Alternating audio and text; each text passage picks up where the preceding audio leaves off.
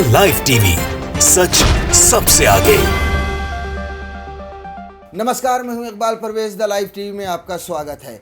बड़ी पुरानी कहावत है कि मानो तो भगवान नहीं तो पत्थर। हमेशा हमेशा से सदियों से ऐसी ही आस्था चली आ रही है, मगर अब इस देश में मोदी राज में आपकी आस्था पर भी पहरा लगा दिया गया है और आपकी आस्था के पहरेदार बने हैं धर्म के ठेकेदार और नफरतबाज। जी हाँ, नई खबर, जो ताज़ा खबर आ रही है वो अलीगढ़ से आ रही है कि किसी हिंदू परिवार को किसी बाबा में आस्था थी, उसने अपने घर में 2 छोटी छोटी मज़ारें बनवाई। उसके बाद सोचिए कि बजरंग दल को जैसे ही खबर मिली, उसने क्या किया, सोशल मीडिया पर कैंपेन चलाया, साथ में पुलिस को कंप्लेंट की, योगी आदित्यनाथ को कंप्लेंट की, प्रधानमंत्री ऑफ इंडिया का जो ऑफिस है पीएमओ को भी टैग किया अपनी उस शिकायत में। और उसके बाद नतीजा ये होता है कि पुलिस आती है और उस आदमी से कहती है कि मज़ार को हटाओ, और उस शख्स को, उस परिवार को अपने घर से मज़ार हटाना पड़ता है। जी हाँ, ये खबर आ रही है, वो हम आपको थोड़ा सा विस्तार से बता देते हैं। वायर ने ये खबर छापी है। उत्तर प्रदेश, बजरंग दल के विरोध के बाद हिंदू परिवार ने घर में बनी मज़ारें हटाईं। उत्तर प्रदेश के अलीगढ़ में एक हिंदू परिवार को बजरंग दल के कार्यकर्ताओं के विरोध के बाद अपने घरों से 2 मज़ारों को हटाना पड़ा।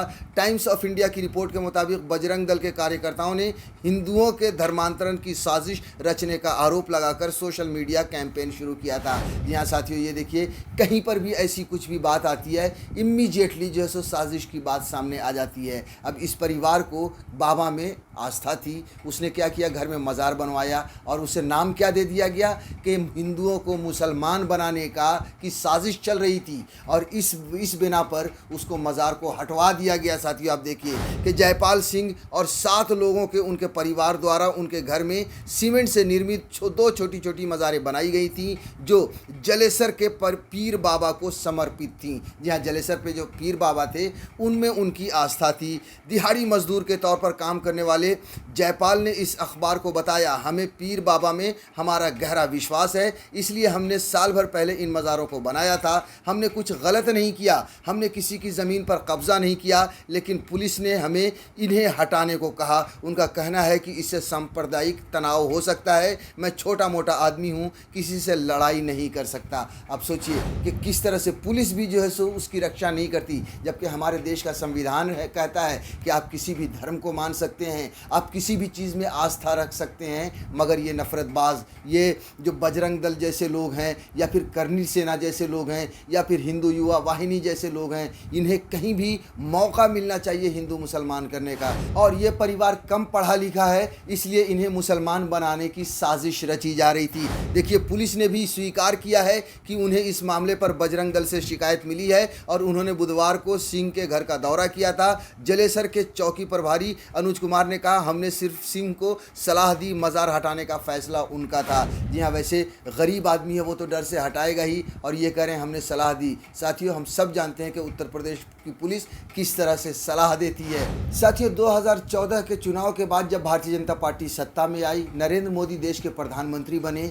तब बजरंग दल, करनी सेना, हिंदू युवा वाहिनी, विश्व हिंदू परिषद जैसे कई दर्जनों ऐसे कट्टरपंथी दल खड़े हो गए और ये एक्टिव हो गए पूरी तरह से। साथियों, ये अपने धर्म का प्रचार प्रसार नहीं करते हैं, ये सिर्फ हिंदू मुसलमान करना इनका काम है, सिर्फ और सिर्फ नफ़रत बांटना इनकी फितरत हो गई है, इनका फ़र्ज़ सा बन चुका है। जहाँ भी मालूम पड़े कि कोई मुसलमान है, जहाँ भी मालूम पड़े कि ये उर्दू की बात हो रही है, वहाँ पर ये कूद पड़ते हैं, ये टपक जाते हैं। अब आप देखिए कि पिछले साल की बात आपको याद होगी कि पीलीभीत के एक स्कूल में लब पे आती है दुआ बन के तमन्ना मेरी, ये तराना पढ़ाया जाता था। जिस तरह से हर स्कूल में सुबह में तराना होता है, उसी तरह से उस स्कूल में पढ़ाया जाता था, क्योंकि वहाँ पर 90-95% बच्चे मुसलमान थे।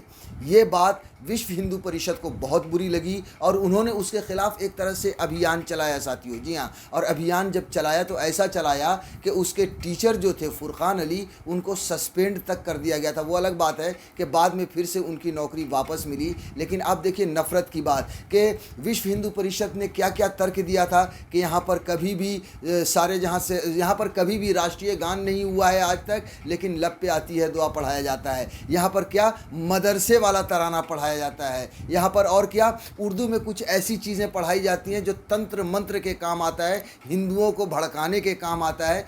सो आप सोचिए कि किस तरह की ये मानसिकता बन गई है कि लब पे आती है दुआ को हर कोई पूरी दुनिया जानता है, मगर ये कि किस तरह से पेश करते हैं। साथियों, जिस तरह से स्कूल के शिक्षक जो थे फुरकान, उन पर जो आरोप लगा था, देखिए क्विंट ने छापा था कि मामले ने जब तूल पकड़ा तो डिस्ट्रिक्ट मजिस्ट्रेट ने कहा कि प्रिंसिपल को राष्ट्रगान न करवाने पर सस्पेंड किया गया है। हालांकि फुरकान ने इन आरोपों को नकार दिया। फुरकान ने क्या कहा था कि स्कूल में नियमित राष्ट्रगान होता था, क्लास 1 से लेकर 8 तक ये कविता उर्दू सिलेबस का हिस्सा है, लेकिन वीएचपी और हिंदू वाहिनी के लोगों ने इसका विरोध किया और स्कूल के बाहर धरना भी दिया था।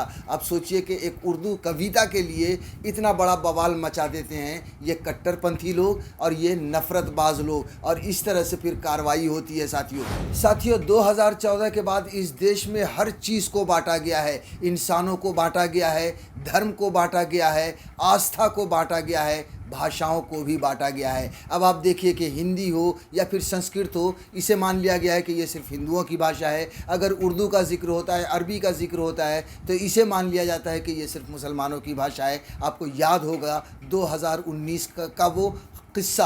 जी हाँ, 2019 में बनारस हिंदू यूनिवर्सिटी में जब एक मुसलमान को संस्कृत पढ़ाने के लिए रखा गया था, प्रोफेसर बने थे, फिरोज़ खान नाम था उस आदमी का इतना ज़्यादा विरोध हुआ था उस प्रोफेसर का कि बाद में उन्हें रिज़ाइन करना पड़ा था। बार बार ये कहा जा रहा था कि एक मुसलमान संस्कृत कैसे पढ़ा सकता है। साथियों देखिए, हम आपको थोड़ा सा बताते हैं N24 न्यूज़ ने क्या लिखा था कि बनारस हिंदू विश्वविद्यालय में संस्कृत पढ़ाने वाले मुस्लिम शिक्षक का विरोध। उत्तर प्रदेश के वाराणसी में बनारस हिंदू विश्वविद्यालय में अजीबोगरीब मामला सामने आया है। यहाँ संस्कृत पढ़ाने वाले फिरोज़ नाम के एक मुस्लिम शिक्षक का विरोध हो रहा है। फिरोज़ का कहना है जब वो संस्कृत पढ़ रहे थे तब उनके साथ किसी भी तरह का भेदभाव या विवाद नहीं हुआ था, लेकिन जैसे ही मैंने पढ़ाने का फैसला किया मैं मुस्लिम हो गया।